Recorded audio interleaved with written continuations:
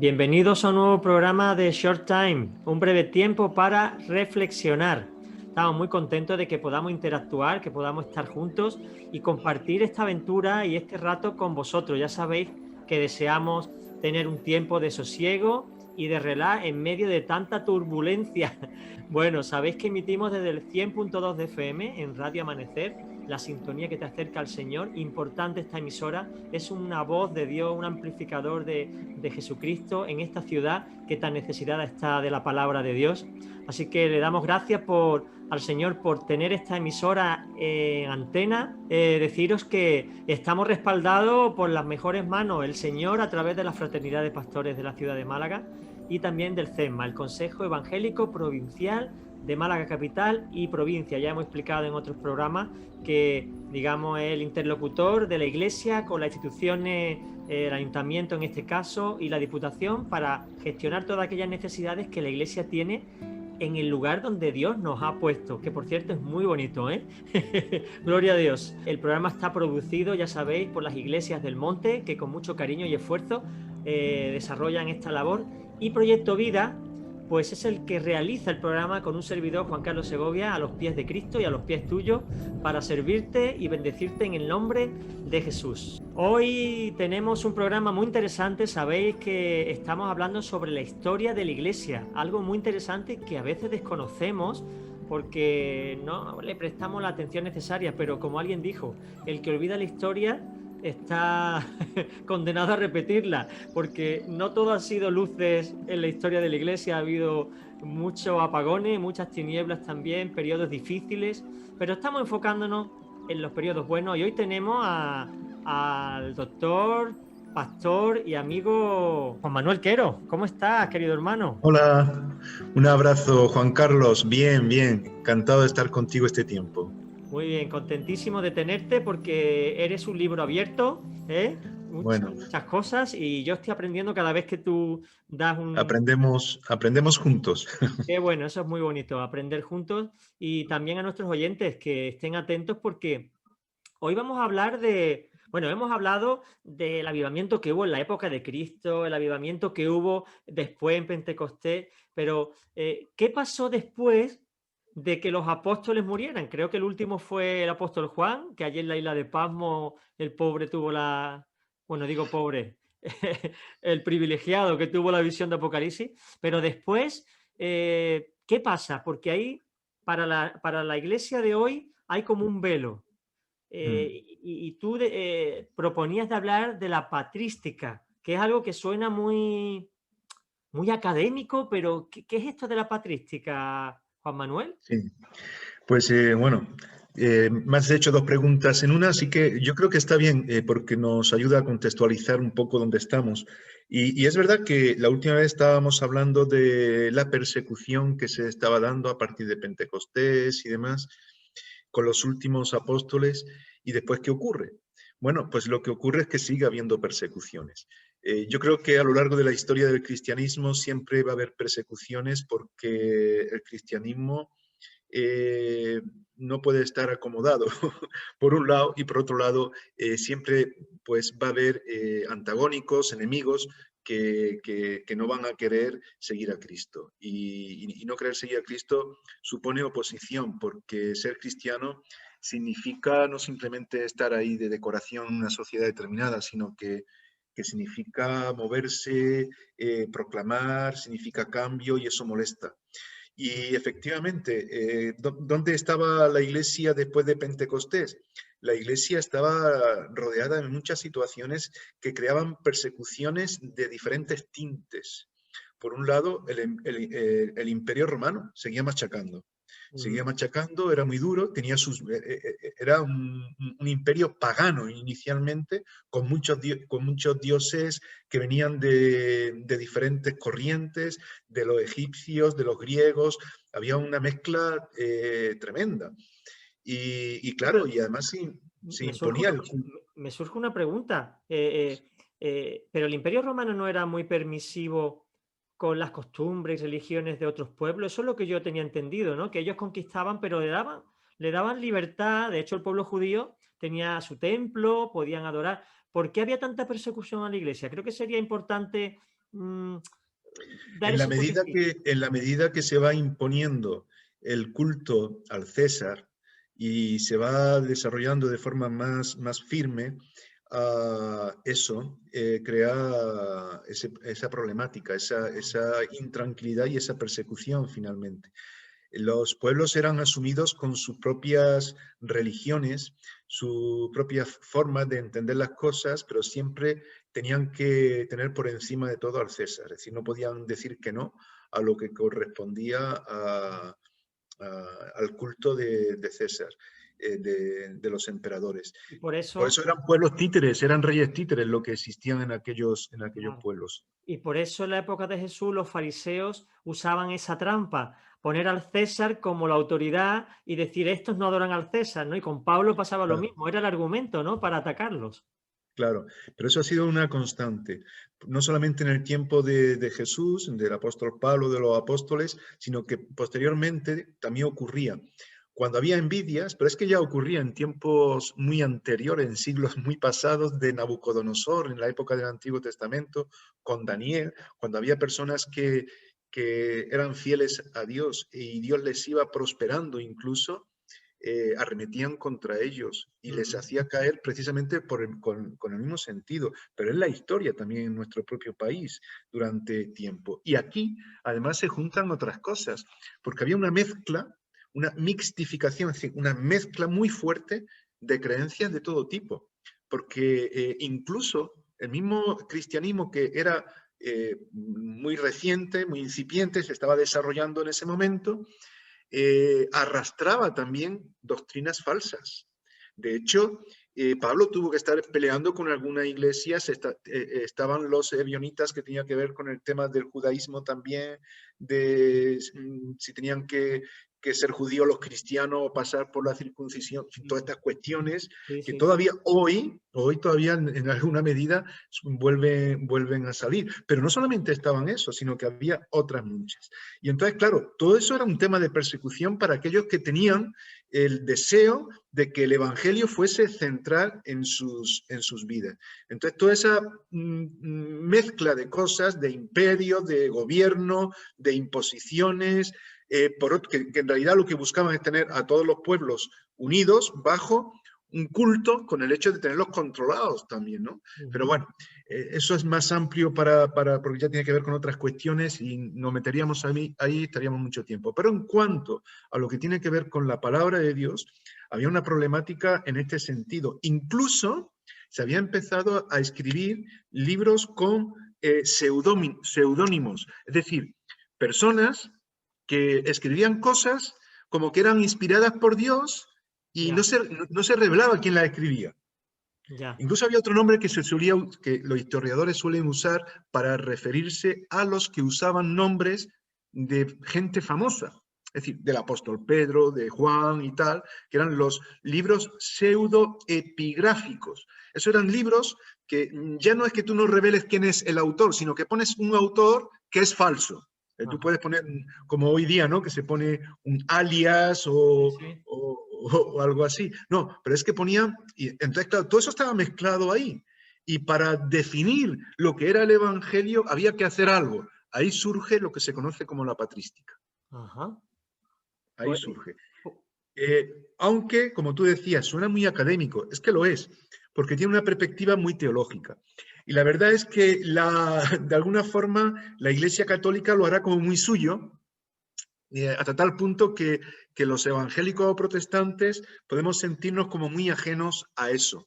Pero no debería ser tan así, porque ¿qué era la patrística? Pues la patrística, el nombre viene de los padres, de lo que se ha llamado padres de la Iglesia, que es un periodo que se suele definir desde los últimos apóstoles hasta el año 425, que es cuando se celebra un concilio, que es el concilio de Calcedonia.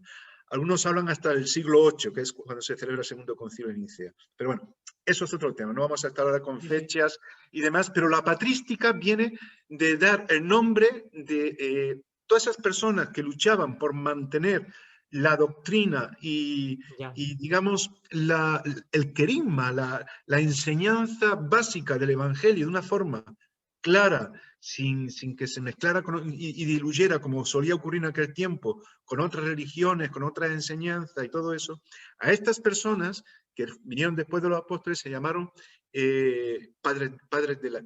Bueno, se llamaron padres de la Iglesia. Algunos hacen distinciones. Algunos hablan de padres apostólicos, que se supone que son los que vivieron todavía en tiempo de los apóstoles y que eran discípulos algunos de los apóstoles. Por ejemplo, Policarpo. Policarpo era discípulo de Juan, del apóstol Juan, y él aprendió mucho de él. Había, pues, y a estos se les llamaba padres apostólicos. Luego había otros que eran los que lucharon mucho contra el Imperio Romano, que algunos fueron martirizados, asesinados, y eso eran los padres ¿cómo se diría? Apologéticos, o, que eran los que hacían una apología, una defensa del Evangelio. Y luego, después de ellos, pues algunos hablan ya de los padres de la Iglesia. Pero, en definitiva, se habla de padres apostólicos, apologéticos y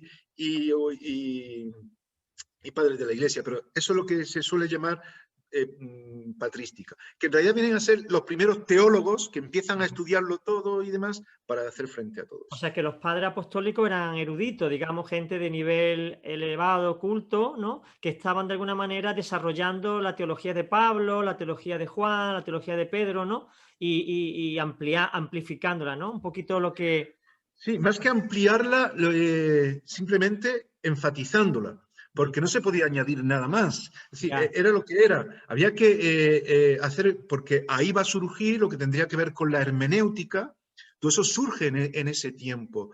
Se empieza a hablar de teología, porque habrá, pues no solamente, como decía, estos padres eran teólogos. Algunos dirán, no, eran apologistas en el sentido de que hacían pues una defensa para que, sí, hacían una defensa, pero la defensa, igual que en el tiempo de la Reforma protestante del siglo XVI, requería estudio de la palabra, explicarla, predicarla, enseñarla, y al final empieza a forjarse todo eso en estos primeros teólogos, que además fueron muchos. Estaba mirando un listado de todo lo que se considera, los que llegan hasta el siglo VIII, y hay como 100 más o menos que fueron, sí, protagonistas en esta... Y una pregunta que me surge ahora, el Talmud, digamos, es un desarrollo de la Torá por los distintos rabinos que pasaron después, está hablando en el contexto judío. ¿Hay algún tipo, y hablo entre comillas, de Talmud cristiano, de estos libros, de estos patriarcas, estos padres de la Iglesia que hayan ido desarrollando o escribiendo libros y que haya alguna colección donde tú digas, aquí hay la teología que se desarrolló en el siglo II, III, IV, V? Sí, bueno, lo que hoy estamos hablando lo estamos centrando más en esa fecha, es decir, en el siglo II, llegando prácticamente al III, a principio del III, pero centrado sobre todo en el II.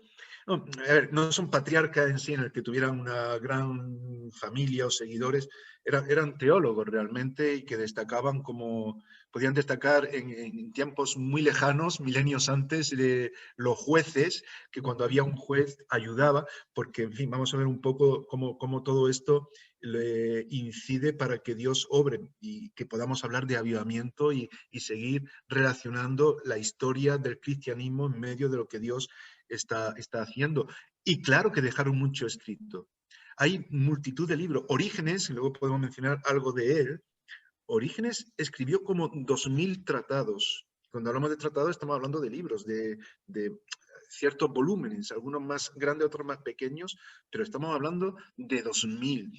Y incluso en el tiempo apostólico, de los padres que se llaman apostólicos, de esa primera etapa más cercana a los apóstoles del Evangelio, se escribió la Didaqué, o las enseñanzas de los apóstoles, que también se llamaba, y que era un tipo de libro que recogía las enseñanzas más importantes de los apóstoles, como una especie, no de catecismo, pero de enseñanzas, de alguna forma se podría decir así, pero de enseñanzas que tenían que ver con lo más importante de la Biblia. Entonces, se escribió mucho. ¿Qué significa didaqué? ¿Qué significa didaqué? Enseñanza. Enseñanza. ¿En griego? Sí, en griego. ¿Y en eso lo griego. escribió Orígenes o qué? No, eso tiene que ver, eso es fruto del trabajo de los padres apostólicos, es decir, de los primeros creyentes, después de teólogos que empiezan en realidad esos primeros padres que se llaman así apostólicos, no eran no eran los apóstoles, que ya sabemos quiénes eran en los evangelios, en el libro de los Hechos, sino personas que vivieron en ese tiempo, muy relacionados con ellos y que hicieron un trabajo también muy de enseñanza, de corrección, incluso escribieron a las iglesias, a la iglesia de Roma, a la iglesia, en fin, a diferentes iglesias, ayudando en todos estos temas doctrinales y a veces también, que es importante tenerlo en cuenta, temas morales. Pero la mayoría de estas personas, por no decir todas, eran de origen pagano. Aquí hay un cambio total, porque hasta ahora muchos de los creyentes venían del pueblo judío Exactamente. y de esa cultura. Ahora, ¿qué ocurre? Que no, estos padres que se llaman así, o teólogos, doctores también los llaman, de la iglesia, venían del mundo pagano. Y eso es algo muy interesante porque eso va a conllevar también cuestiones que hay que tener en cuenta y que podemos ver si O queréis sea, también. que eran de origen europeo, digamos, ¿no? Griegos, romanos, ¿no? Porque Pero lo había otro, africanos también, claro. como vamos a ver, en fin, había de diferentes lugares.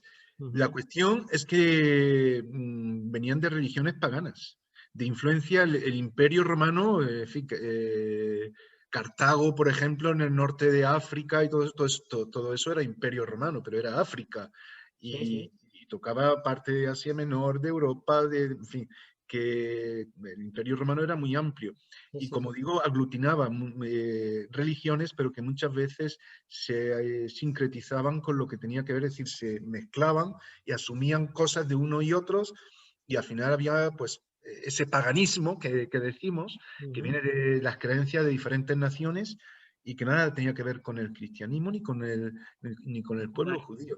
claro. ¿Qué ocurre?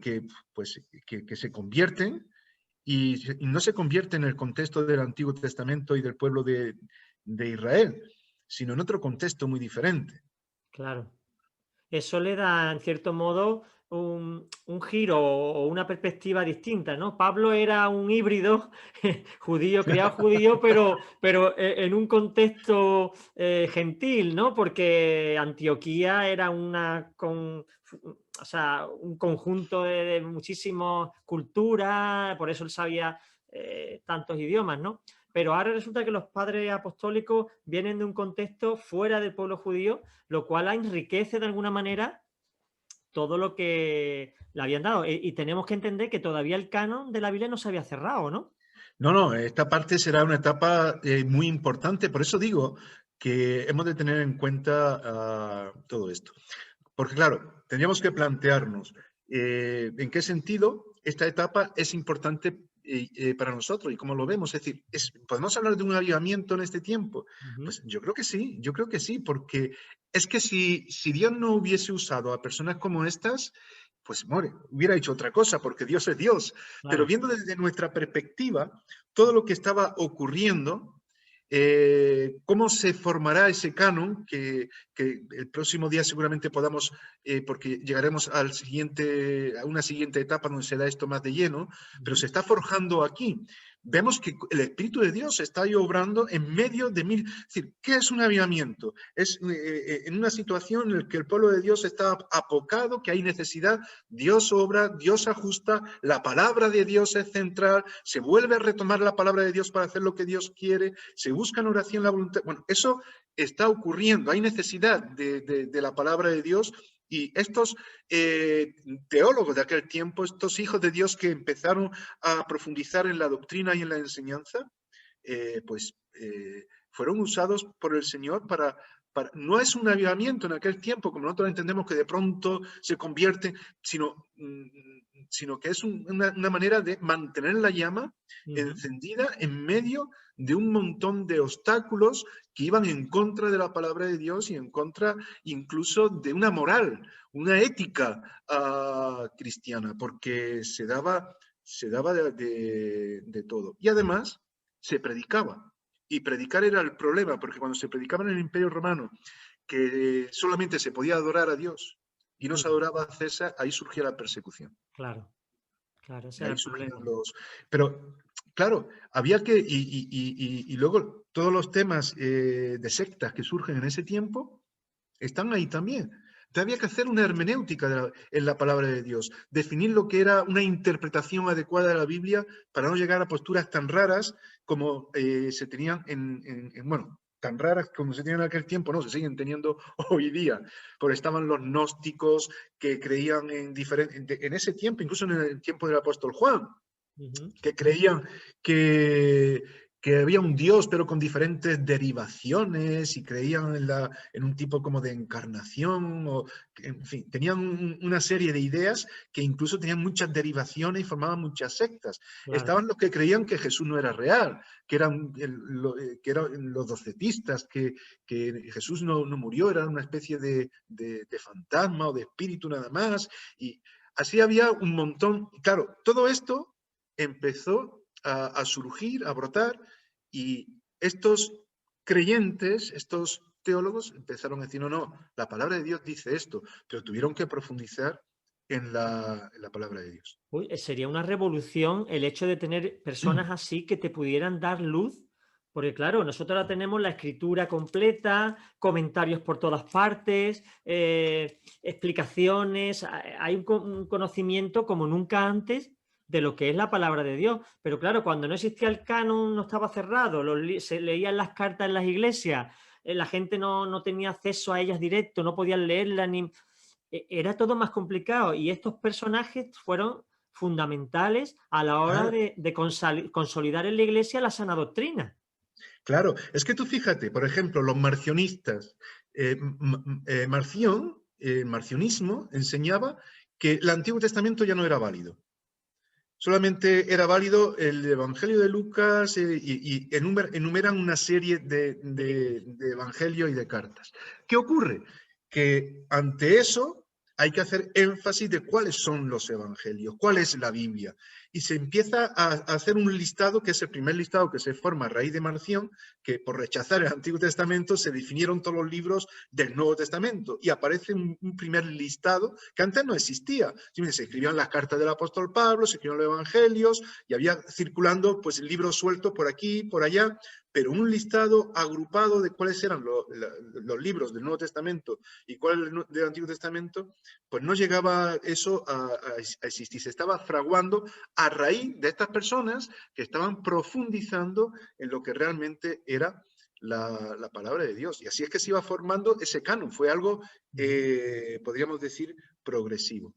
Progresivo y sobre todo con la supervisión del Espíritu Santo, claro, porque el hombre Claro, puede hacer mil es, cosas, pero es que imagínate tú con toda esa mezcla de cosas y que la palabra de Dios pueda llegar hasta nosotros porque el Espíritu Santo se estuvo moviendo ahí y usó a personas que se convertían, pero es muy interesante porque lo que se llaman los padres de la iglesia, la patrística, encierra muchos libros muy bien preparados, pero personajes que vienen de un nivel bastante alto, a nivel intelectual.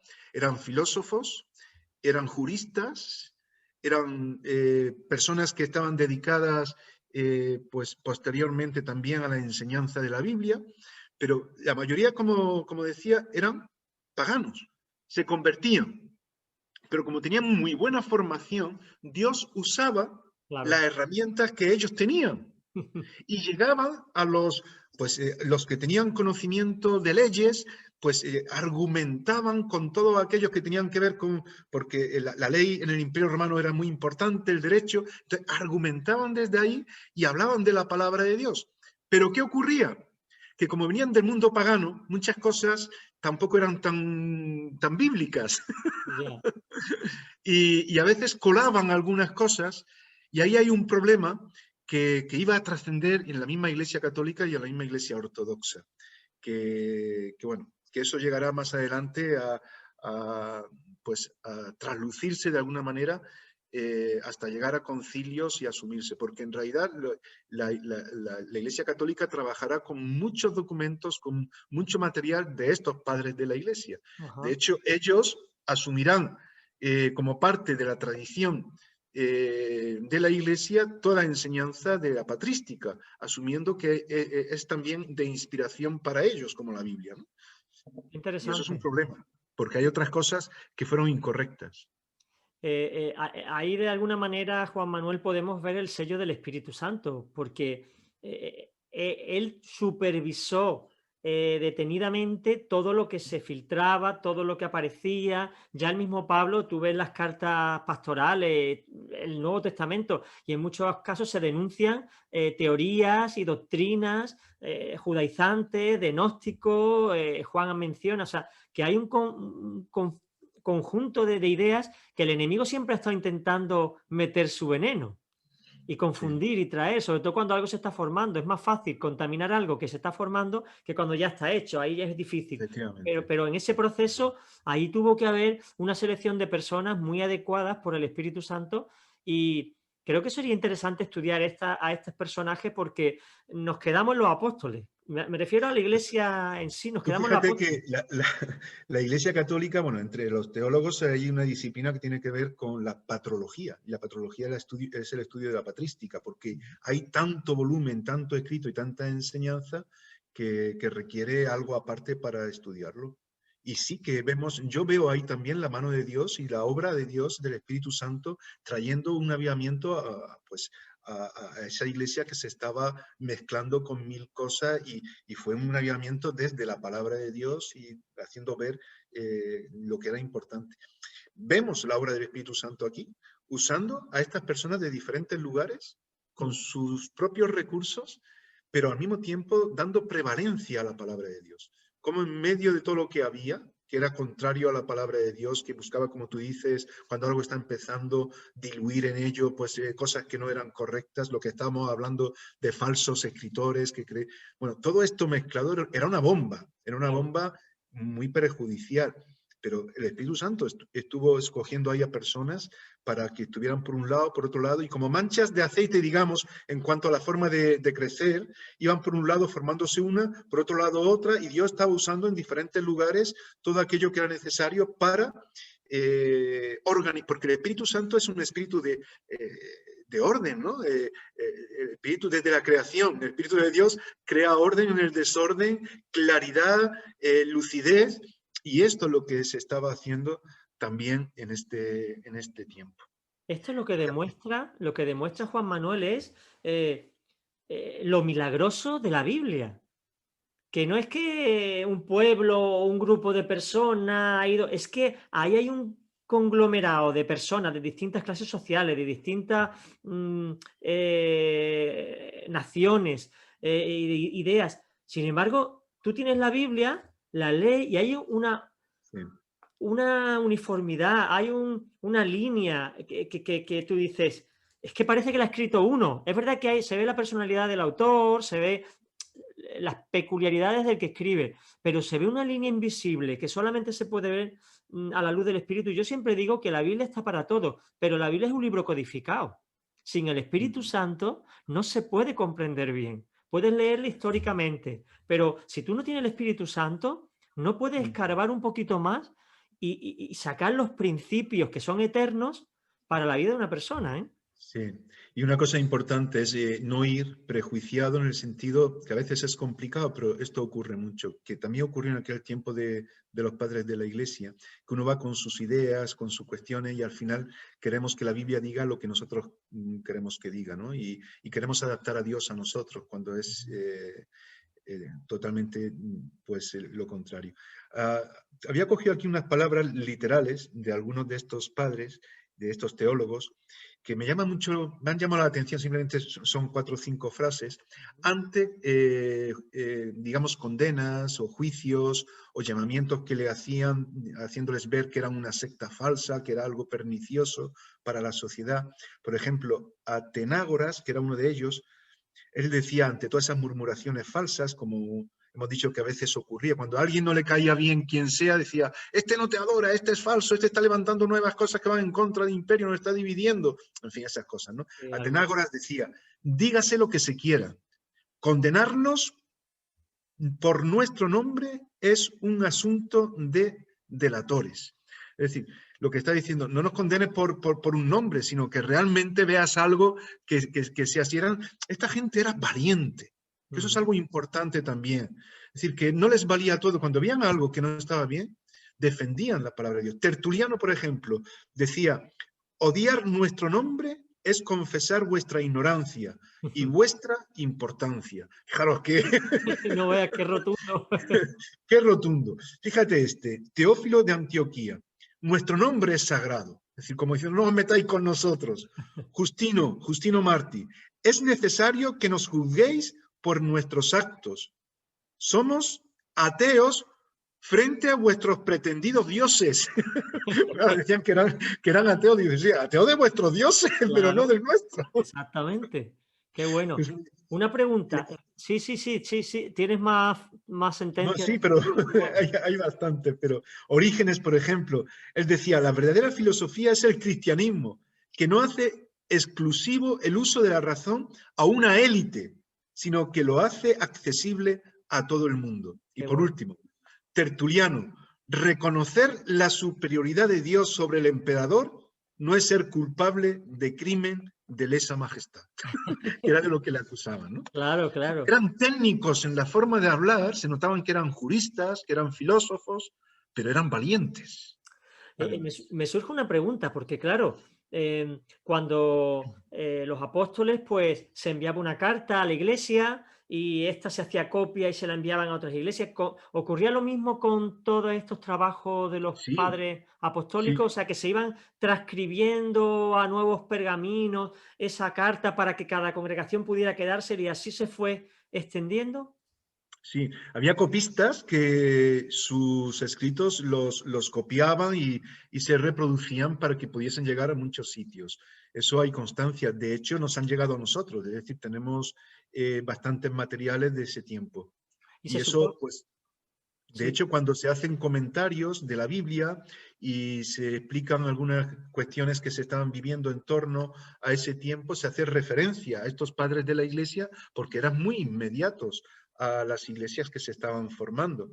Pero eran los padres apostólicos, eran los padres apologistas del tiempo posterior a Juan. Estaba todo muy ajustado ahí y de ellos se conserva mucho material porque escribieron muchísimo. A raíz de que hubiese muchos copistas, muchos escribas en este sentido, que ayudasen para que se publicase. Y una pregunta, Juan Manuel. El contexto de aquella iglesia del siglo II, siglo III, que es muy desconocida para nosotros, ¿había unidad? O sea, ¿había algún tipo de estructura organizativa o eran focos por aquí, focos por allá? ¿Qué se sabe de aquel tiempo en la iglesia? Pues mira, Tertuliano, precisamente, porque muchos de estos teólogos, de estos creyentes, entraron en todos estos temas. Porque, por ejemplo, ante la cantidad de sectas que se estaban formando, incluso como cristianas, porque había cristianos como los monarquianos, que creían que Jesús, que Dios era el rey, pero eran antitrinitarios, es decir, había un rey y no había más. Eran los monarquianos. Bueno, ante todo eso que estaban surgiendo, todas estas sectas que hemos estado hablando,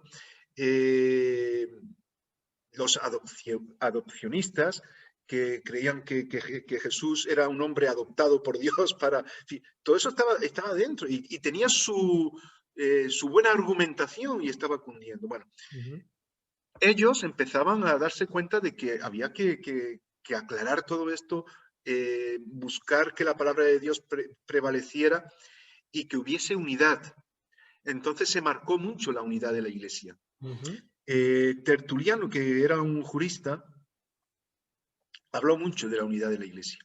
Era un jurista, pero que se fue al extremo, porque hablaba mucho de una moral que fuese intachable y estaba bien, que hubiese una ética pero llegó a un punto en el que se fijaba en todo y estaba pendiente de cualquier cosa para condenarla, hasta llegar a considerar los pecados que eran mortales y los que no lo eran. Y eso luego tendrá una trascendencia. Los luego eso tendrá una trascendencia. Y hablará de la unidad de la Iglesia como algo fundamental. Es decir, necesitamos la Iglesia como una. Si Dios es padre, la Iglesia es madre. Y Ya, tanto fue el énfasis que al final se llegó a un punto en el cual se decía que fuera de la Iglesia no había salvación.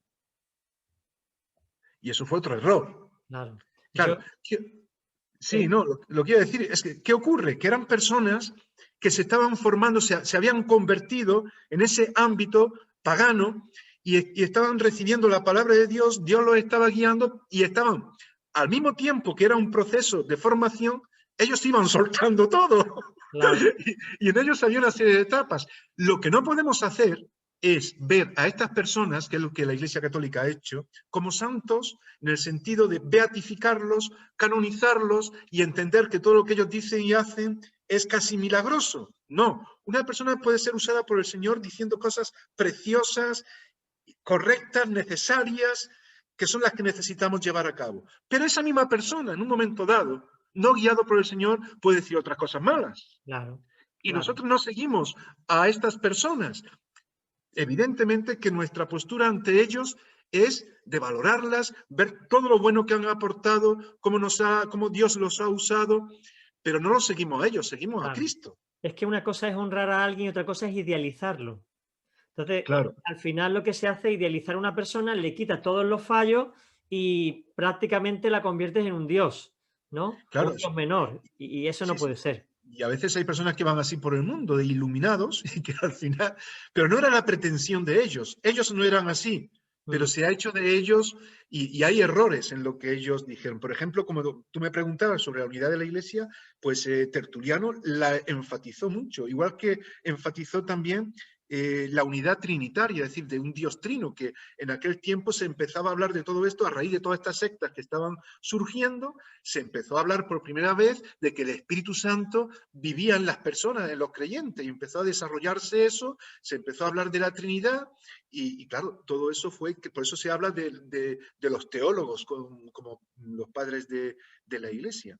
Y así se Podríamos fueron. decir, podríamos decir, Juan Manuel, que una herejía puede ser una verdad llevada al extremo, en algunos casos, ¿no? Cuando tú En una el- verdad la llevas a las últimas consecuencias, al final acaba desvariando y pierde el sentido, ¿no? Es lo que hacían los fariseos con el sábado, por ejemplo. Era una verdad, había que guardar el sábado, pero lo llevaron a tal extremo que al final lo que hacían era esclavizar al hombre en vez de ponerlo al servicio del hombre. Claro, es que ese es el problema. Y eso es lo que nosotros debemos de cuidar también. Tertuliano era un hombre que amaba a Dios, que buscaba tener una vida ejemplar, pero él no era Dios. Y a Claro. veces caía, entonces se volvía loco con todo eso. Tú fíjate que ante el inconformismo que tenía con las cosas que veía en el mundo, incluso a su mujer le daba normas y tal, y le hacía ver una serie de cosas porque le parecía que hacía cosas que eran inmorales y no sé qué. Al final, él se fue con los montanistas. No sé si has oído hablar de los Sí, sí, lo he montanistas de escuchado, sí. Montano. Sí. Eran como los pentecostales más así del tiempo de los padres apostólicos, Ajá. del siglo segundo, siglo tercero, llegaron hasta el siglo cuarto, final del siglo tercero, y eran, Montano se rodeó de algunas personas que buscaban mucho todo lo que tenía que ver con el Espíritu Santo, en el sentido de manifestaciones, incluso de éxtasis, Ujú. de cuestiones así, y muy apocalípticas, siempre hablando de escatología, y bueno, Tertuliano, viendo todo aquello, decía, eso es lo que yo necesito, yo quiero ir por ahí. Y se fue con los montanistas, pero era tan extremado en todas estas cosas que al final los dejó también, porque pensaba que tampoco eran muy morales en su forma de hacer las cosas, y se fue más allá, ¿no?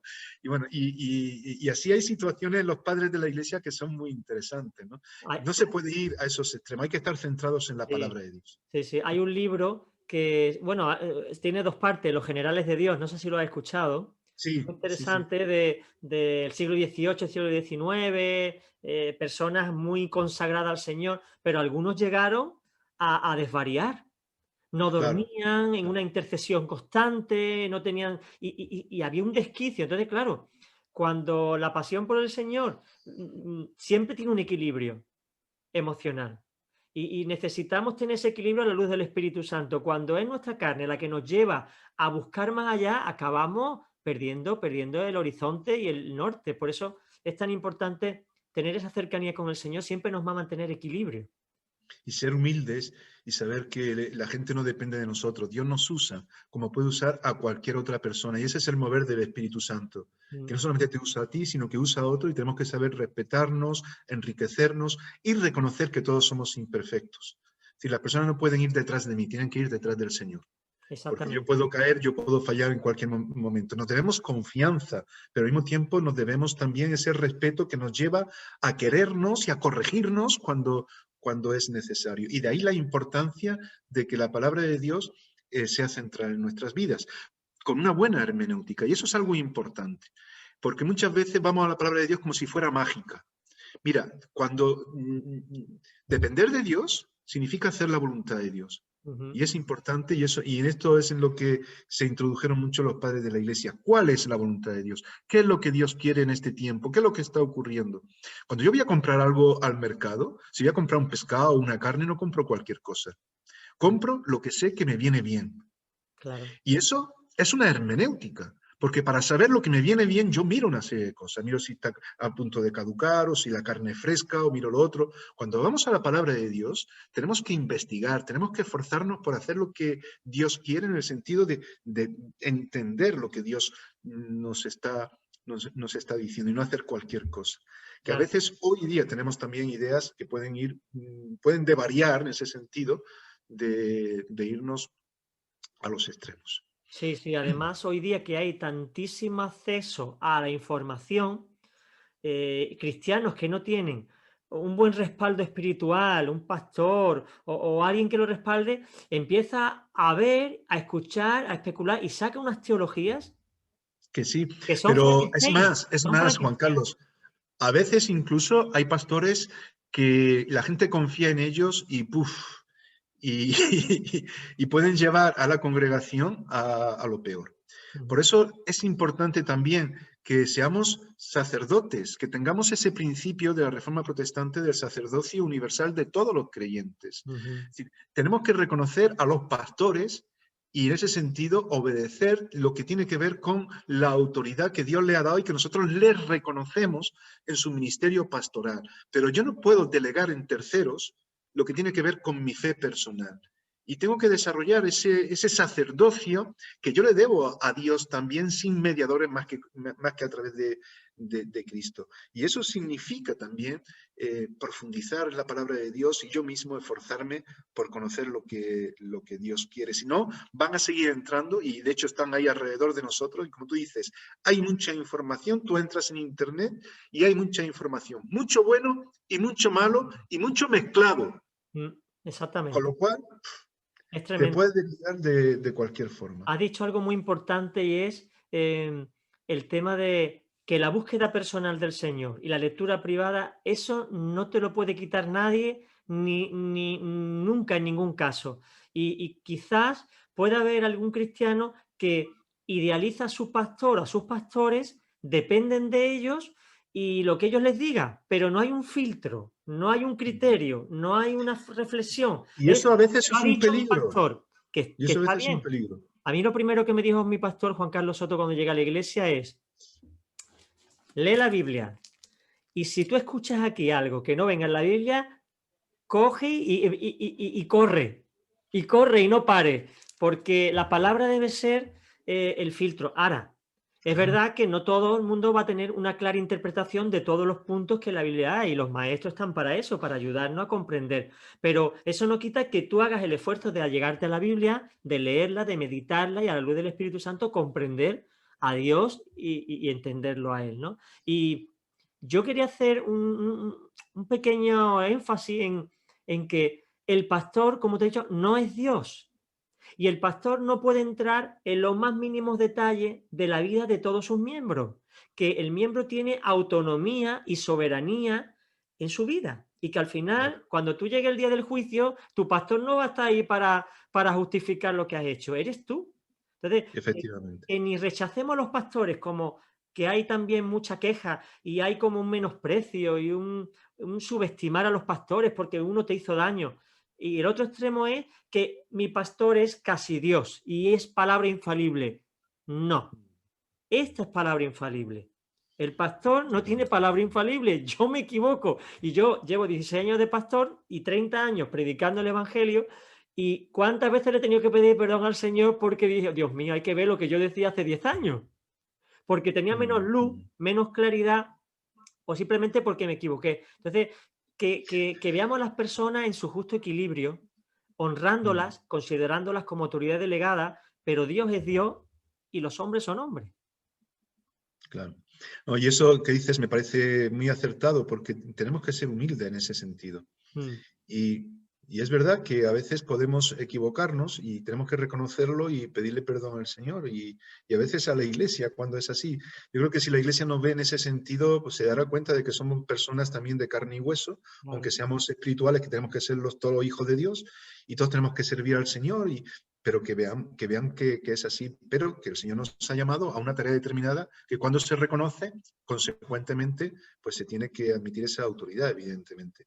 Pero cuidado, porque muchas veces hay personas que pueden llegar a un posicionamiento y utilizarlo para ciertas cosas que sean contrarias. Y eso ha ocurrido y sigue ocurriendo, y por ello la palabra de Dios tiene que ser central. Y tenemos que prepararnos de la mejor manera y buscar que la iglesia sea formada para que también individualmente como familias e individuos tengan esa base. Eso es lo que también se enseñaba en este tiempo posterior a los apóstoles, ¿no? Y es fundamental. A veces caemos en cierto, por ejemplo, Orígenes. Orígenes fue un teólogo pues, muy destacado en el tiempo de la patrística y escribió muchísimo. Antes mencionaba que era como 2000 tratados lo que escribió. Incluso escribió lo que se llamó la Exapla, que era el Antiguo Testamento que ya estaba definido en ese tiempo. En el concilio de Jania ya se había definido cuál era el canon del Antiguo Testamento en sí. Él, para que se conociera bien y demás, hizo la Exapla, que era como una especie de traducción al griego, pero con diferentes matices de griego. Estaba lo que era la Septuaginta, el hebreo, una columna de hebreo, otra de la Septuaginta, otra en griego de un tipo, de griego de otro tipo, porque había diferentes dialectos. Es decir, dar a conocer la palabra de Dios era fundamental. Pero luego Orígenes se equivocaba en otras cosas. Se habla de Orígenes, ahora no da tiempo de hablar de eso, lo deja un poco así, suena un poco raro, pero se habla de la autocastración de Orígenes, porque encontró en la Biblia que si no eras eunuco no podías entrar en el reino de Dios. Hay un texto en Mateo que habla de algo que tiene que ver con la castración y él lo entendió literalmente y en realidad fue a un médico para que, bueno, eso le creó una serie de problemas y demás. Incluso hay dibujos muy antiguos que presentan a Orígenes tomando esta acción. Errores garrafales. Sin embargo, yo me preguntaba, ¿Dios puede usar a personas imperfectas como estas para presentar la verdad eterna? Presente, servidor.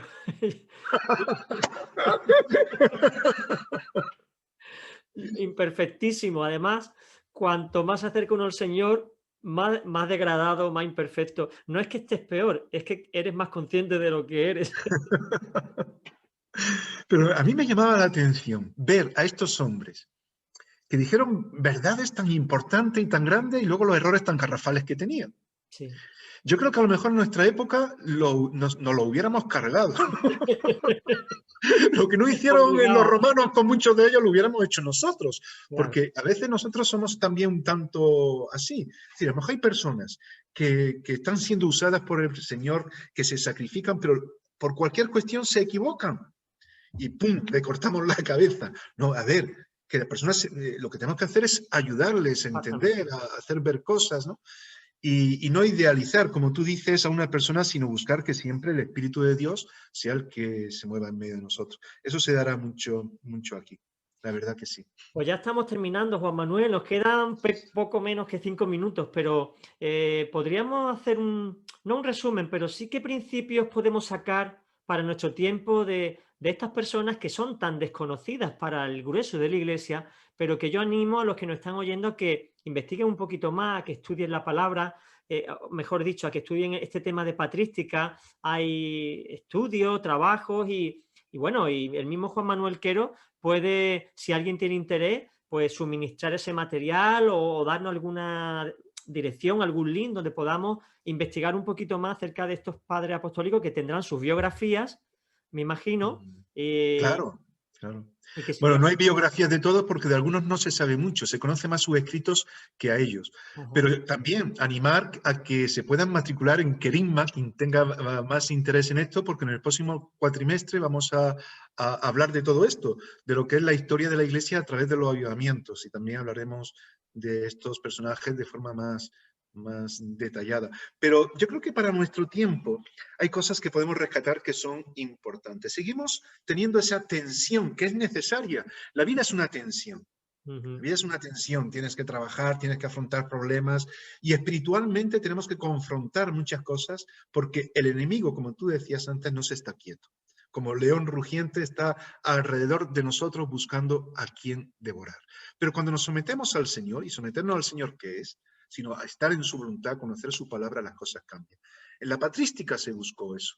Esos hombres buscaron que la gente conociera a Cristo y desarmar al diablo por medio de todas esas mezclas falsas que se introducían. Entonces, hoy es necesario eso.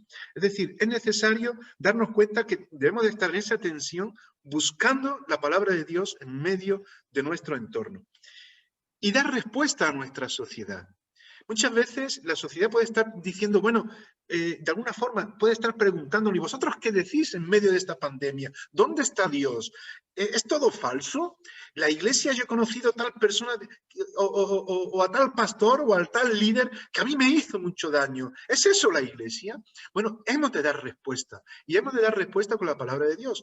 La teología se formó en aquel tiempo de una manera muy profunda, dando respuesta a un imperio que acusaba al cristianismo de ser una secta, de no ser, de ser lo peor. Y profundizaron en la palabra de Dios y mostraron que era lo mejor, porque se estaba hablando del Creador, de ese Dios que es la vida. Y así es que muchos empezaron a convertirse dentro incluso del Imperio Romano. Mira, un día, y termino con esto porque se va haciendo tarde, recuerdo que pedimos una cita al alcalde de Madrid, en aquel tiempo era el profesor Tierno Galván. Y fuimos un grupo de pastores. Yo era jovencito, yo estaba todavía, estaba terminando el seminario, los estudios teológicos, y fuimos a hablar con él. Yo estaba allí rodeado con pastores, autoridades, y el alcalde nos recibió allí. Y después de intercambiar una serie de palabras, Tierno Galván pues nos dio un pin del escudo del Ayuntamiento de Madrid y nos hizo una pregunta. ¿Ustedes qué ofrecen a la sociedad de Madrid? Bueno, nos fuimos con el pin y con la pregunta. No era fácil de responder así de pronto, ¿no? ¿Qué es lo que nosotros ofrecemos? Podemos decir, ofrecemos a Cristo. Bueno, pero ¿eso qué es? ¿Cómo se entiende? ¿Cuál es el bien? Tenemos que dar respuesta a nuestra sociedad. Y eso es lo que hicieron aquellos hombres. Y hoy, en el tiempo que estamos viviendo, la pandemia en la que estamos, la situación que tenemos, hemos de dar respuesta. Y darla, como se enseñó también en aquel tiempo, sin irnos a los extremos, en la unidad de la Iglesia. Se buscó la unidad. Y saber entender esa unidad en torno a la palabra, respetándonos, haciendo ver lo que Dios quiere en este tiempo, con una buena hermenéutica en ese sentido, interpretar la palabra de Dios de forma adecuada, que no vayamos a castrarnos por ir al literalismo de algo que no tiene nada que ver con lo que Dios quiere, y poder, en ese sentido, estar dispuestos a, frente a tantas cosas, incluso sectarias y falsas doctrinas que hay, a llevar a cabo la voluntad de Dios, separando lo que es la filosofía, lo que es la religiosidad, lo que es la cultura, de lo que es realmente la palabra de Dios. Eso es lo que hicieron en aquel tiempo. Y hoy yo creo que esos son principios rescatables y necesarios para poderlos aplicar en nuestro tiempo. Tomamos nota y además apuntó también que la unidad de la Iglesia es vital para extender el Evangelio, el reino de Dios, y eso significa que en lo importante tenemos que estar unidos y tenerlo claro, pero que hay otras cuestiones que no son tan fundamentales en las que podemos discrepar y que ahí es donde realmente nosotros tenemos que ser humildes para entender que puede haber otra visión en cosas secundarias. Mientras tengamos Claro, claro porque, la salvación de Cristo, la importancia de la salvación, somos salvos por fe, que las obras acompañan a la fe, cosas, pilares fundamentales. A que veces, la unidad no es uniformidad. efectivamente, No tenemos que ser todos iguales, sino tener todos a Cristo y tener toda la palabra de Dios y tener la humildad suficiente para admitir a que a veces nos equivocamos y respetarnos. Que Dios nos ayude a no tener ese orgullo espiritual de pensar que nosotros, nuestra doctrina y nuestra congregación somos los únicos que estamos en la verdad, que yo lo he escuchado más de una vez y que el resto está confundido, pobrecitos. Y yo decía, Dios mío, qué malo eres, debe ser muy malo cuando tú le has dado el privilegio de estar en la pura verdad a un grupito y el resto no, Y a eso otro no es no. verdad, no es así.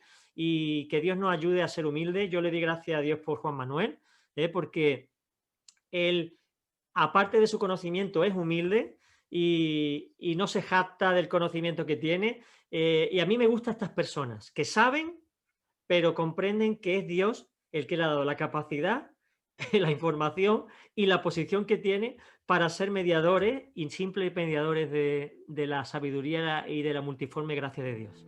Pues gracias, Juan Manuel. Gracias a ti, Juan Carlos. Muchas Un gracias. privilegio. Pues nos vemos en el próximo programa, que seguiremos hablando de la historia de la Iglesia a través de los avivamientos. Gloria a Dios. Y a todos nuestros oyentes, espero que os haya gustado el programa. Se ha sido muy bonito, muy interesante. Es una parte de la historia un poco oscura para muchos de nosotros, donde no conocemos a los padres de la Iglesia. Vamos a investigar, vamos a indagar. Espero que te haya informado este programa de qué ocurrió en esa época, cómo el avivamiento se mantuvo a través de indagar más y profundizar más en la escritura y aclarar dudas sobre algunas cuestiones que las sectas y los grupos raros estaban intentando deformar. Así que yo salgo muy contento del programa, espero que tú también. Y bueno, no te olvides que nos vemos la semana que viene en un nuevo programa de Short Time. Efectivamente, un breve tiempo para reflexionar.